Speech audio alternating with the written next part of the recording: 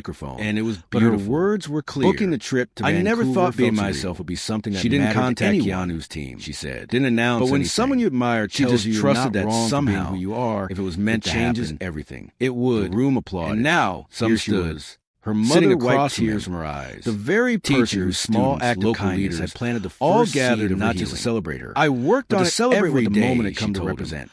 Eyes Dignity, glancing down at the kindness, bundle in her lap, and the courage to It hold helped on to me something stay meaningful grounded in the face helped of me judgment. remember who I was. The video of her speech reached Keanu listened within with quiet hours. intensity. He was on set visibly filming moved. a quiet scene. I'm in really a dimly sorry, lit warehouse. he said gently. A crew member for showed everything the clip you went through during a break. that shouldn't have He happened. watched it. All you did was show Expression up with unreadable. kindness. Until Emma the nodded. end.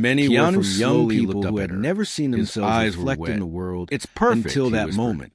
Then, I always without thought I had to warning, hide my he necklace. stood up and one he girl knelt wrote, right but there now I wear like on the armor. cold studio floor. Keanu never commented Keanu on Reeves any dropped of to it, one knee, but he knew, sculpture in hand, his team would occasionally eyes share closed highlights for a moment with him. like he needed to The breathe through songs, something the too new big for award words. winners, Everyone the schools nearby hosting paused. kindness days, and A few honored crew the members story. exchanged He would looks. just smile quietly. One camera assistant then instinctively came the raised letter. the phone to film. It arrived but on another thick ivory gently nudged stationery him with a royal Don't. crest embossed This in wasn't for gold. world. It was from This wasn't for Buckingham likes. Palace. Keanu The opened message his was eyes and formal, looked up at Emma, respectful, and brief. still kneeling. The royal "You have foundation no had idea taken what this notice of the means to movement," me,"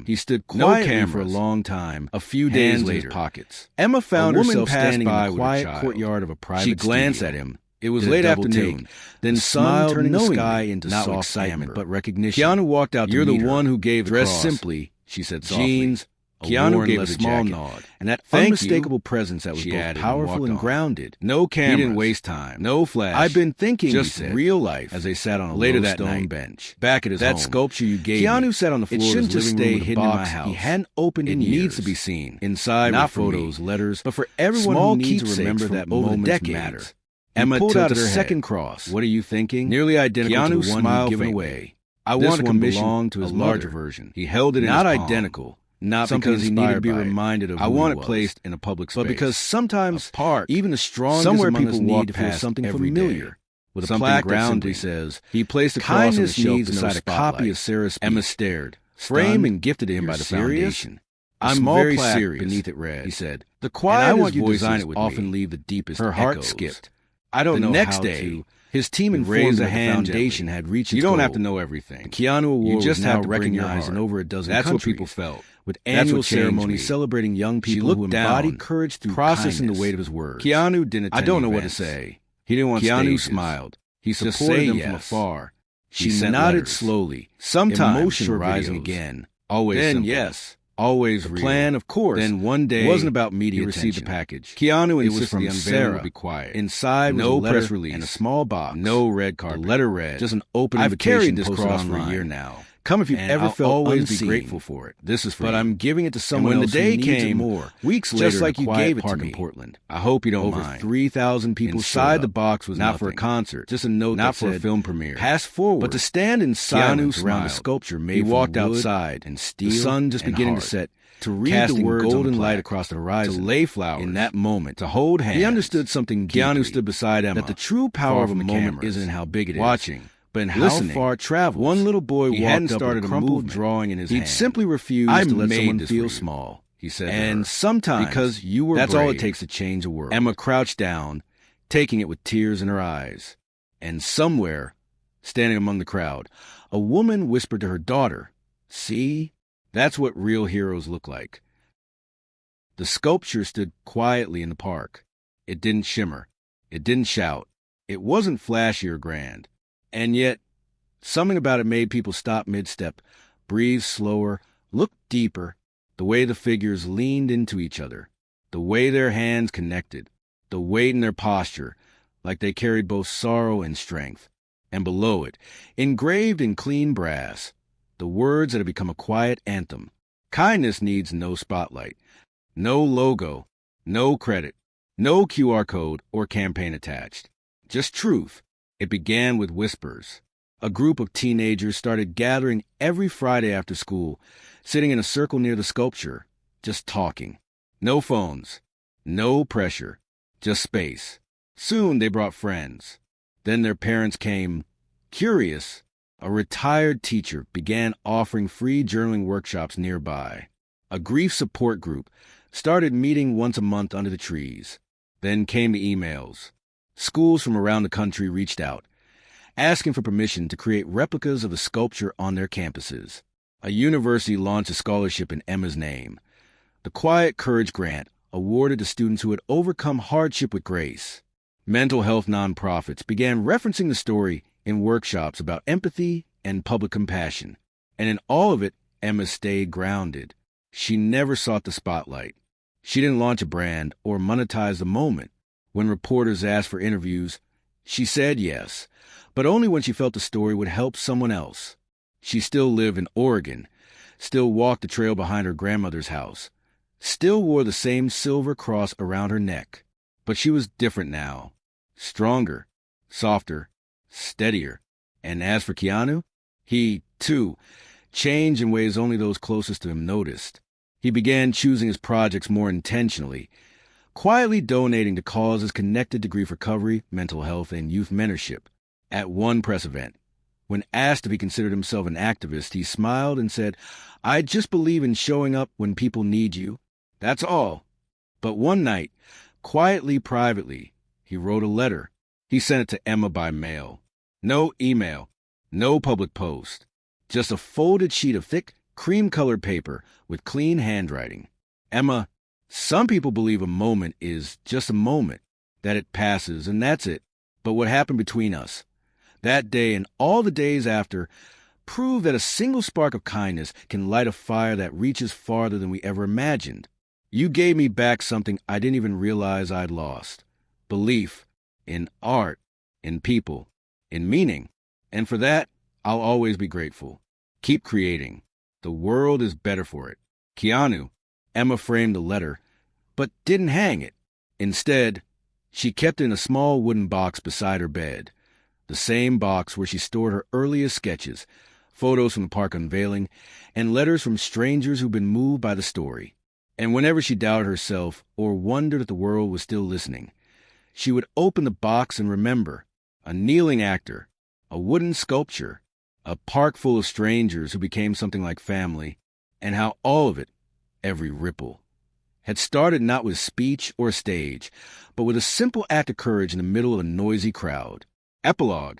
Years later, a young girl stood in front of the sculpture with her father. She was barely 10, her backpack slipping off one shoulder, her eyes wide with curiosity. "Daddy," she asked, pointing to the sculpture, "why are they kneeling?" Her father crouched beside her. "Because sometimes when you really see someone," he said, "the best thing you can do is meet them where they are." The girl nodded slowly. Then she reached into her backpack, pulled out a small bouquet of wildflowers, and placed them gently at the base of the sculpture, right next to the plaque. She didn't say a word. She didn't have to.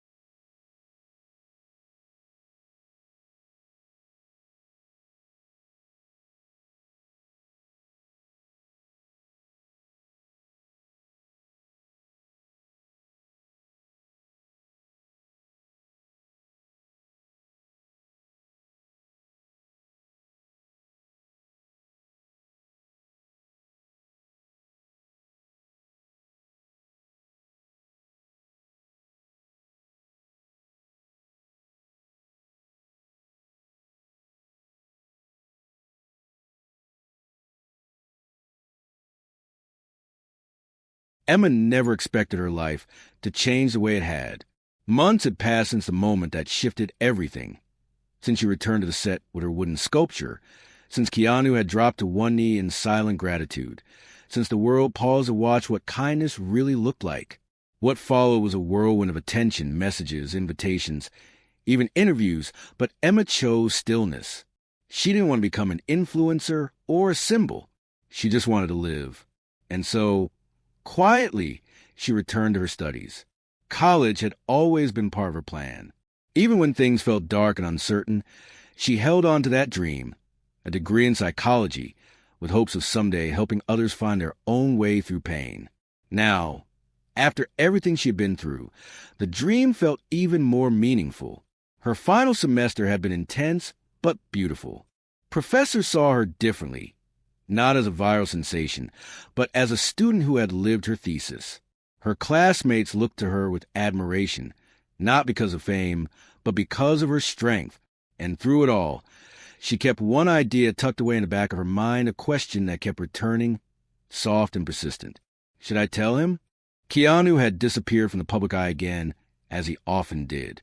No tabloids, no red carpets, just a few quiet interviews and charity appearances.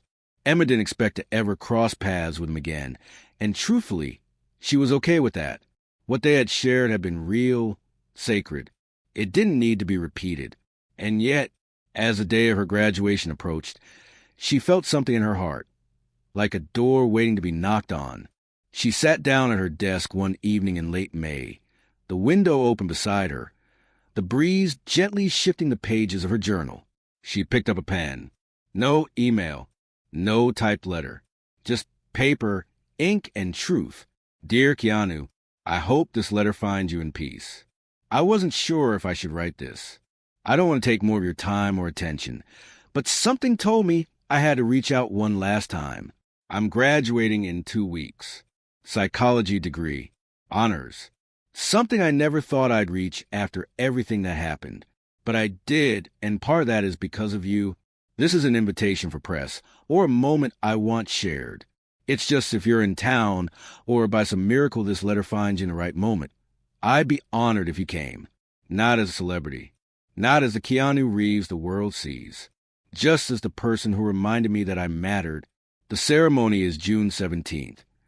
3 p.m. River Point University. Section B seating, row 8. No pressure. No expectations. But thank you for everything. With all my heart. Emma. She folded the letter carefully, sealed it in an envelope, and sent it using the same mailing address his team had used to contact her months earlier. She didn't tell anyone, not her friends, not her professors, not even her grandmother. It wasn't a plan. It was a hope. And then she let go. The weeks passed. She picked up her cap and gown, took graduation photos, practiced her speech, because she'd been selected as one of the final speakers, representing the Department of Social Sciences. A huge honor, and one that made her stomach twist every time she thought about it. She still hadn't heard anything. No response. No message. Nothing. Part of her wondered if the letter had even arrived. Maybe it had gotten lost. Maybe it had reached his assistant's assistant and ended up in a pile. Maybe he'd read it and moved on, and that was okay. She had already been given more than enough. But still, the morning of graduation, she felt different. There was a strange stillness in the air. Her family gathered in the kitchen for breakfast, her grandmother beaming with pride, tears already brimming before they'd even left the house. Her younger cousin gave her a clumsy bouquet of hand-picked daisies, and her father slipped a note into her purse that read, "You already shine brighter than the stage." By noon, they arrived at the university's open-air amphitheater. Rows of folding chairs stretched out under a wide blue sky, the mountains standing guard in the distance. Guests filed in. Families took photos. Graduates laughed nervously as they fixed their robes and bobby-pinned their caps. Emma tried to stay present. She told herself not to look, not to scan the crowd, not to hope. But as she stepped into line, holding her speech notes tightly in one hand, she couldn't stop herself from glancing toward the far back rows. Nothing.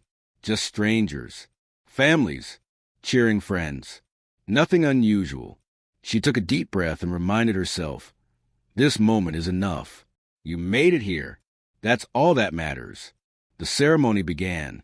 A student string quartet played softly. The dean made his welcome speech. Diplomas were handed out row by row. Emma clapped for friends, smiled for photos, laughed nervously as someone mispronounced her middle name. And then it was time. Emma Grace Holloway. The announcer called. Applause. She walked toward the podium, her heart hammering.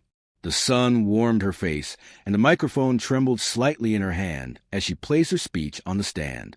She looked out at the sea of faces, took a deep breath, and began. Emma stood behind the podium, the crowd before her a blur of faces and sunlight. She gripped the edges of her speech with both hands, not because she was afraid of speaking, but because she didn't trust her heart to stay steady otherwise. She cleared her throat softly and began. I want to talk about moments. Not the big ones that get shared on social media, or the staged ones with perfect lighting, but the quiet moments, the ones that shape us when no one's looking. The crowd quieted. Even the restless kids in the back row stilled, parents turning their full attention to the young woman on stage. There was something about her tone, gentle, sure, yet deeply vulnerable, that made people lean in. Emma continued, her voice steady despite the whirlwind inside her chest. A year ago, I didn't think I would be standing here. I didn't think I was worthy of this future. I was tired, broken, and honestly invisible. But then something happened. Someone saw me, not as a project or a story, but as a person. And in that moment, everything changed. She paused, scanning the crowd. And that's when she saw him. He was sitting near the very back, in the shadow of one of the large trees that bordered the amphitheater. A baseball cap pulled low, sunglasses, and a simple gray hoodie. Unassuming, blending in, but there was no mistaking it. It was him, Keanu. Her breath caught. He didn't wave, didn't smile broadly, just nodded, slow, respectful, acknowledging, as if to say, I came, I see you, and this is your moment. Emma's heart raced. Her eyes burned with tears she didn't dare let fall. Not yet. She took a shaky breath and went on. What I've learned is that sometimes we spend so much of our lives waiting to be chosen, waiting to be important, that we forget the power of showing up for each other. We forget that the smallest act of kindness, just being there, can literally save someone's life. She looked back toward the trees. He was still there, still listening. So today, as we graduate and move into whatever comes next, I want to leave you with one truth. Your presence matters. Your voice matters. Your kindness matters. Even if no one applauds. Even if no one sees. Because someone will. Someone always will. The silence that followed was deep and full. Then came the applause, loud, rising, raw. Emma stepped down from the podium, still dazed, her thoughts spinning in two directions. On one hand, pride, joy, gratitude for making it to this moment. On the other, disbelief. Keanu Reeves was actually here. She wanted to run to the back row, to hug him, to say, thank you again. But when she looked that way after the ceremony had officially ended, the seat was empty, gone, no trace, just a whisper through the trees. She didn't panic, didn't feel sad. Somehow she understood. He hadn't come to be seen. He had come to see her. Emma returned to her seat, overwhelmed by hugs and congratulations, professors shaking her hand, classmates high-fiving. She tried to stay in the moment, but her thoughts kept drifting to that one chair, that one nod. And then there it was. On her chair sat a small, gift-wrapped box, matte black, wrapped in deep green ribbon. No card, no name. But as soon as she touched it, she knew. Keanu. Her hands trembled slightly as she picked it up. Underneath the box was a folded envelope with her name, handwritten in slanted, simple script. She held both close to her chest and slipped away from the noise for a moment, walking behind one of the trees at the edge of the field. Alone, she sat down cross-legged in the grass, heart pounding. She opened the envelope. Emma, you didn't just graduate from school today. You graduated into something far more important. into being someone who doesn't just survive, but transforms. I didn't want to come forward during the ceremony because this day belongs to you, and you've earned every second of it. But I could not be here. I've watched you grow with more grace and strength than most people show in a lifetime. You reminded me that showing up is enough. That presence is power.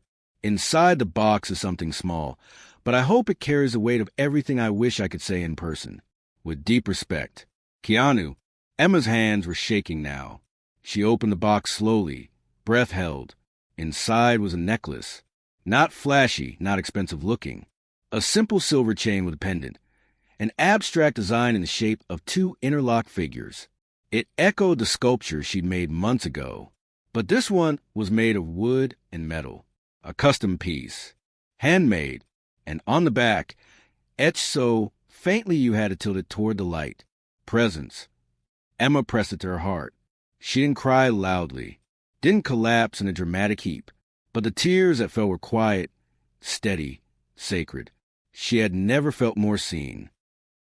Emma sat in the grass for a long time. The box rested open beside her. The necklace sat gently against her chest, catching the last rays of the afternoon sun. She ran her fingers over the pen again and again. Those interlocked figures, that one single word engraved in silver. Presence. It wasn't just a gift. It was a message. It was Keanu's way of saying, I remember. I still carry that moment too. She closed her eyes and leaned her head against a tree, letting the sounds of celebration in the distance wash over her.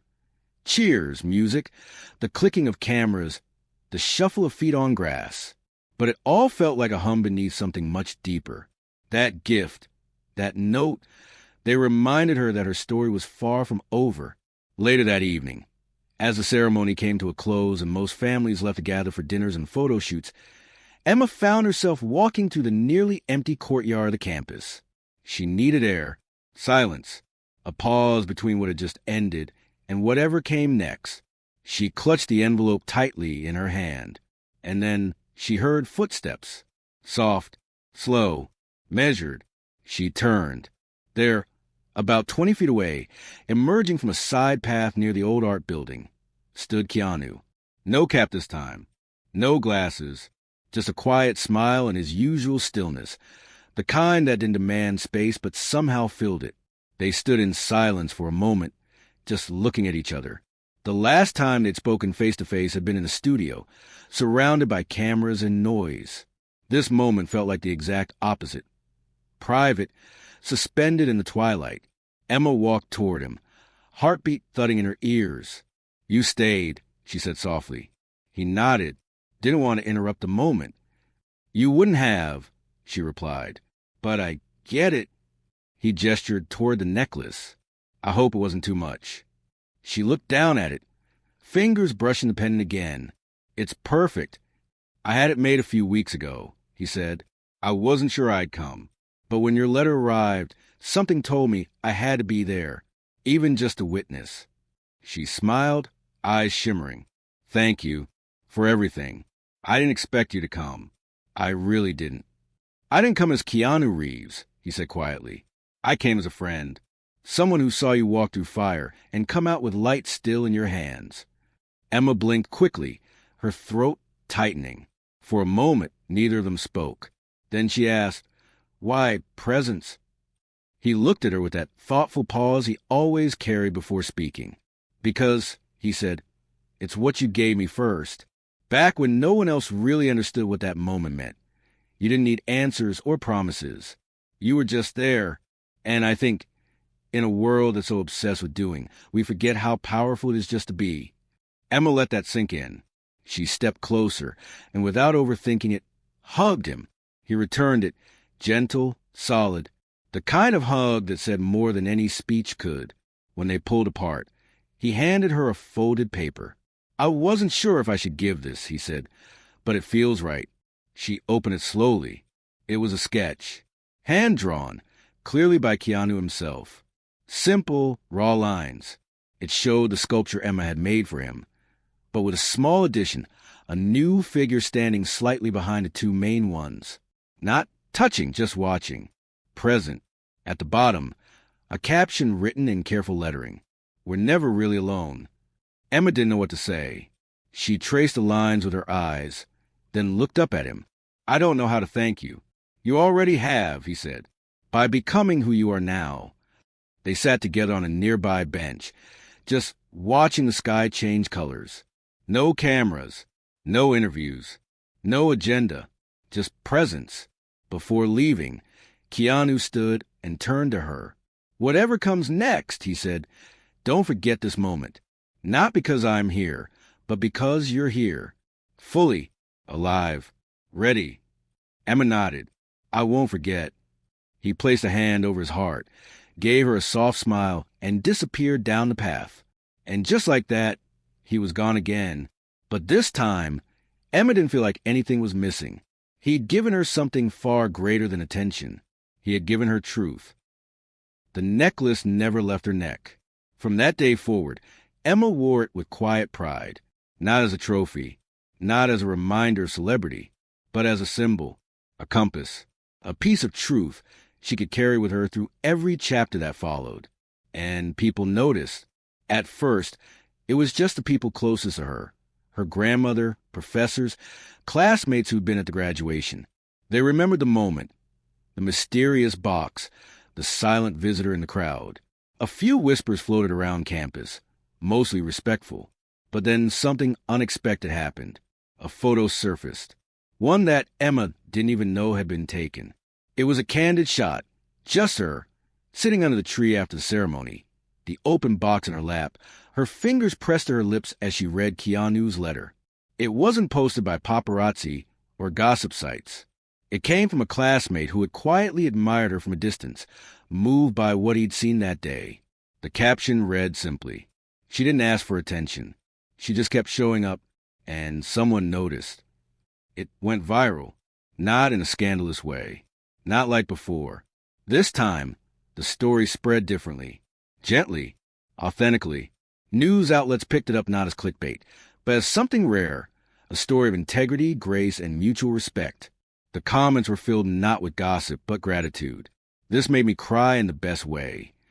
I needed this reminder that goodness still exists.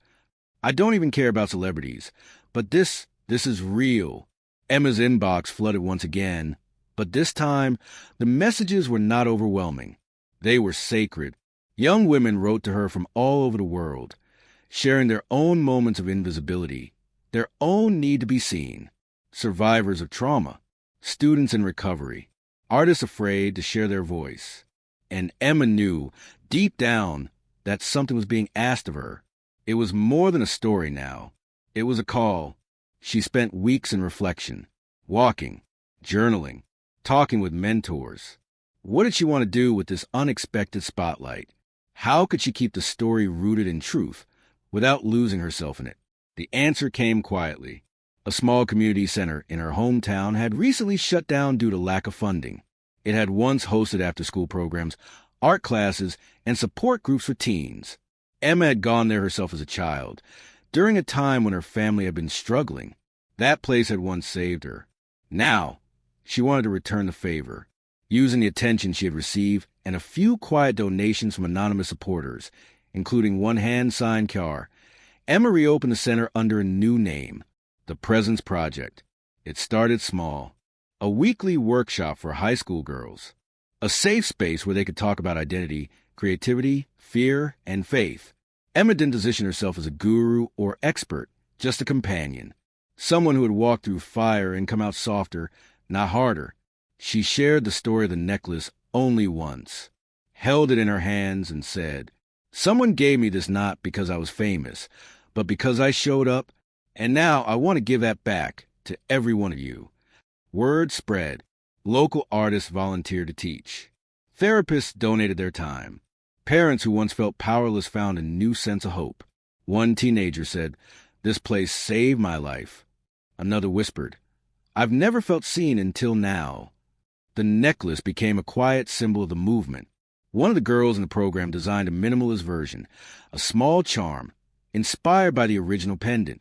Emma had them made in small batches and gifted them to graduates of the program, always with the same word etched on the back. Presence. No branding. No merchandise store. Just gifts passed from hand to hand, heart to heart.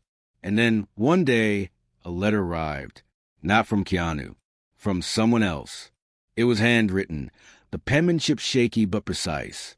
It came from a woman named Alicia, who had seen the viral post months ago, followed the story quietly, and finally decided to reach out. Dear Emma, I don't know if you'll ever read this, but I want to tell you what your story did for me. I had been thinking of ending my life. No one knew. I smiled, worked, laughed, but inside I was done. Then I saw the photo. You, holding that box. The look on your face. The word presence. Something about it cracked through the numbness. I started crying and couldn't stop. That moment saved me. I'm still here because you reminded me that kindness is real, that people still care. I hope one day I get to pass that on too. With love, Alicia. Years passed. The Presence Project grew, slowly, intentionally. It never exploded into something massive. It didn't franchise or go viral again, but it spread like roots in quiet soil, deep and unseen, reaching places that needed it most. Other cities started their own chapters. A small school in New Mexico, a shelter in Chicago, a rural community center in Ireland, all of them guided by the same principle. Show up and be real. No perfection, no pressure, just presence. Emma stayed at the heart of it all, not as a figurehead, but as a mentor, a listener. She often told people, I'm not here to save you. I'm just here to sit with you until you remember you're worth saving. She spoke at conferences, but always on the floor, not the stage. She wrote a book, but didn't do a tour. She kept the necklace close. Every year on the anniversary of her graduation, she would walk alone to the old campus, sit under the same tree where she had read Keanu's letter, and reflect on everything that had unfolded since. She never expected him to show up again, until one year, he did. He didn't say a word when he arrived. Just sat down beside her and handed her a folded piece of paper. Emma, I came here today not because I had something to say, but because I needed to remember. I needed to remember what can happen when you believe in someone, and when they believe in themselves. You've taken one gesture and turned it into a movement. But more than that, you've reminded me that the quietest stories are often the most powerful. There are 1,000 versions of success, but the one you've chosen, the one where you keep showing up with your whole heart, that's the one that lasts. I'm proud to have witnessed it, and I'm still here, just like you were. Always. Keanu. They sat in silence for a long time that day, watching people come and go, the world buzzing around them while they shared something still and sacred. Emma didn't ask for a photo. Keanu didn't offer one. They just existed there, two people forever bound by a moment that neither of them had seen coming. Later that evening, after he left, Emma did something new. She took off the original necklace for the first time and placed it in a small glass case in the lobby of the main Presence Project building. The plaque beneath it read, "The day I was seen, I remembered who I was. Emma Grace Holloway." It wasn't about the necklace anymore. It was about what it had come to represent. The ripple effect of one human being choosing to see another. 10 years later, a young girl stood in front of that glass case. She was 13, awkward and brilliant and unsure of herself. She had been coming to the Presence Project for 2 months, quiet, withdrawn, barely speaking. Her father had died the year before. Her mother was working 2 jobs. She felt invisible most of the time. But something about that necklace, that story, had stayed with her. One day, after a group session, she approached Emma. She looked nervous, her hands fidgeting with the hem of her sleeve. "Do you think," she asked softly, "that one day I could help people too?" Emma smiled and knelt down, placing a gentle hand on the girl's shoulder. "You already are," she said. The girl blinked. "But I haven't done anything." Emma nodded slowly. "You showed up. You were brave enough to be seen. That's how it starts." The girl's eyes filled with tears, and Emma handed her a small velvet pouch. Inside it, a new version of the necklace, a gift passed down through presence, etched with the same word and a future waiting to unfold. Epilogue. Keanu never spoke publicly about Emma again. He didn't need to. His life continued. Films, roles, causes.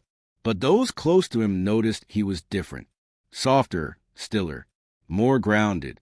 One day, someone asked him in an interview, "What do you think the most powerful thing you've ever done is?" He paused for a long time. Then he smiled. "I listened.